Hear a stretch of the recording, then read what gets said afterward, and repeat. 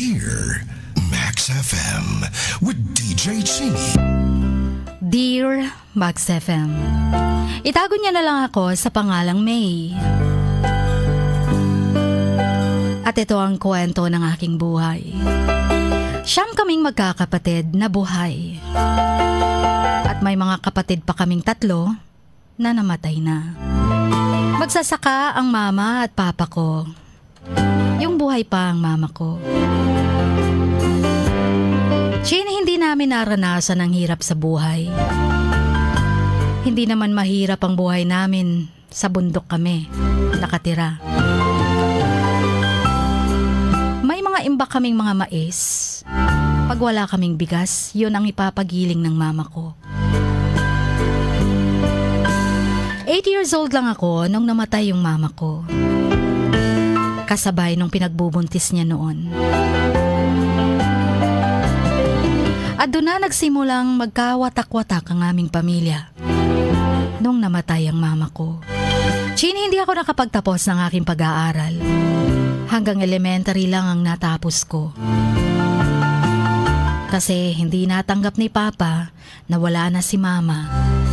Parang napabayaan kaming magkakapatid.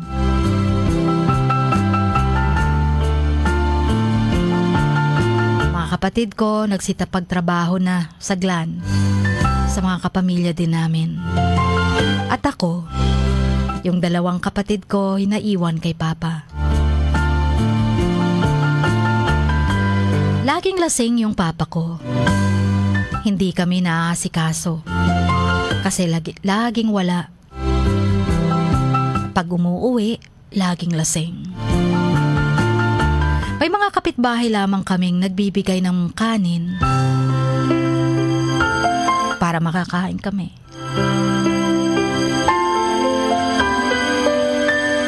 Para makapag-aral din ako.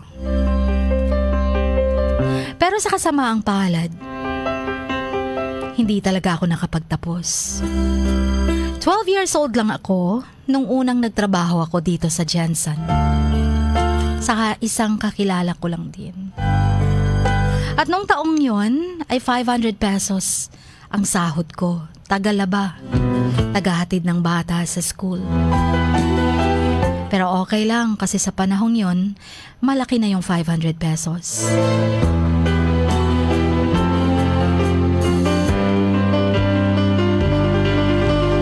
Nung di pa ako nakapagtrabaho, naranasan kong makitulog kahit kaninong mga kapitbahay namin. Kasi yung bahay namin, walang pintuan. Pag may pumasok na masasamang loob, patay talaga kami. Kasi naman wala lagi yung papa ko.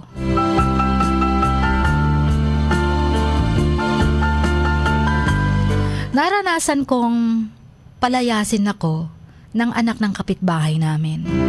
Dahil sampid lang daw ako.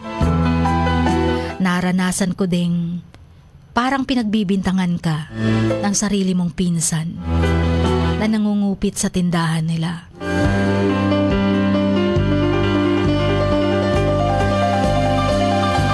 Lahat ng yon naranasan ko. Simula nung nagtrabaho ako sa mas batang edad na sana'y dapat nag-aaral ako. Dumating yung panahon na parang pagod na ako sa kakatatrabaho. Para lang maibili ko ng mga gamit ang sarili ko nung nalipat ako ng work dito sa Jensen.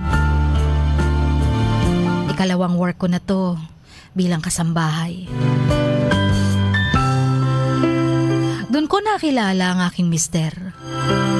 July 27, 2008. May naging jowa ako at 15 years old lang ako noon.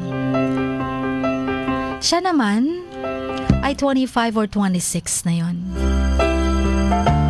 2 years din kaming magkasintahan bago kami naging live-in partner. Ngayon, meron na kaming 2 anak. Yung time na nakilala ko yung partner ko, nasabi ko talagang kahit nasa batang edad, gusto ko na lang mag-asawa para matapos na ang hirap ko sa pagtatrabaho. Sa batang edad nga ay dapat nag-aaral ako. naman ako nabigo sa desisyon ko ngayon. 15 years na kaming magkasama. Hindi pa naman kami kasal. Pero darating din yon. Hirap man kami sa buhay, pero nakakain kami 3 times a day. At nung pangarap kong makapagtapos ng pag-aaral noon, na hindi ko nagawa noon, ay nagawa ko na ngayon. Kahit meron na akong sariling pamilya, nagawa kong makapag-aral sa ALS. At nakagraduate ako nito lang July 14. Nag-junior high school ako sa ALS. Sabi ko nga, iba talagang magbigay ng time at panahon si Papa Jesus. At salamat na din sa partner kong laging nakasuporta sa akin.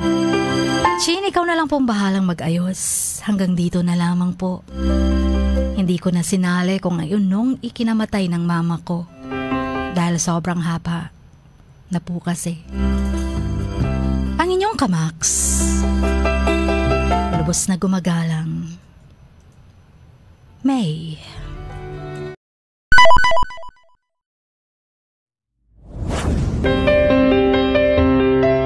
Sing like no one is listening.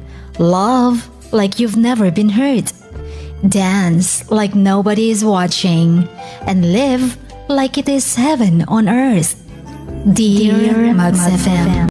Dear Max FM with DJ Chini. Samahan si DJ Chini tuwing 1:00 hanggang 3:00 ng hapon, Lunes hanggang Biyernes sa Dear Max FM. Dear Max FM with DJ Chini. Ipadala na ang sarili niyong kwento, matuto ng leksyon at gawin itong inspirasyon. Dear Max FM with DJ Chini.